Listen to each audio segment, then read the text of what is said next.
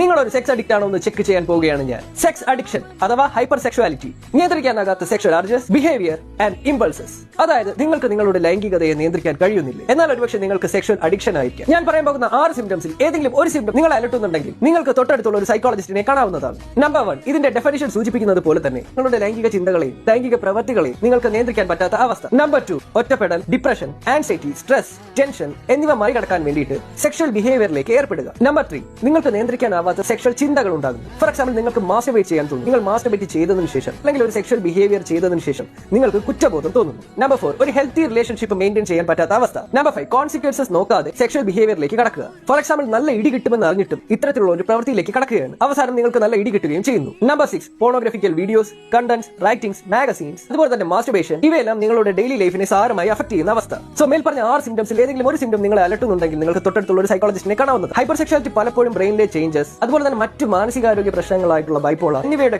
ഭാഗമായിട്ട് കാണപ്പെടാറുണ്ട്. ചൈൽഡ്ഹുഡിൽ sexual abuse നേരിട്ട ഒരാൾക്ക് ഹൈപ്പർ സെക്ഷുവാലിറ്റി കാണപ്പെടാറുണ്ട്. ഹൈപ്പർ സെക്ഷുവാലിറ്റി ബാധിച്ച ഒരാളിൽ മൾട്ടിപ്പിൾ പാർട്ണർ റിലേഷൻഷിപ്പും കാണപ്പെടാറുണ്ട്. അതുപോലെ തന്നെ കേട്ടാൽ അടയ്ക്കുന്ന രീതിയിലുള്ള ഫാന്റസിയും അവരുടെ മനസ്സിലുണ്ടാകാറുണ്ട്. അതിലേക്ക് ഏർപ്പെടാനും അവർ ശ്രമിക്കാറുണ്ട്. For example, gang bang, threesome, ഇത്തരത്തിലുള്ള പല ഫാന്റസികളും അവരുടെ മനസ്സിലുണ്ടാകാറുണ്ട്. അതിന് അവർ ശ്രമിക്കുകയും ചെയ്തേക്കാം. സെക്സ് അഡിക്ഷൻ ബാധിച്ച ഫീമെയിൽസിനെ നിൻഫോമാനിയക് എന്നാണ് പറയുന്നത്. അതുപോലെ തന്നെ സെക്സ് അഡിക്ഷൻ ബാധിച്ച മെയിൽസിനെ സറ്റീറോമാനിയക് എന്നും പറയും. ഇത്തരക്കാർ ചികിത്സ എടുക്കേണ്ടത് വളരെ അത്യാവശ്യമായിട്ടുള്ള ഒരു കാര്യം തന്നെയാണ്.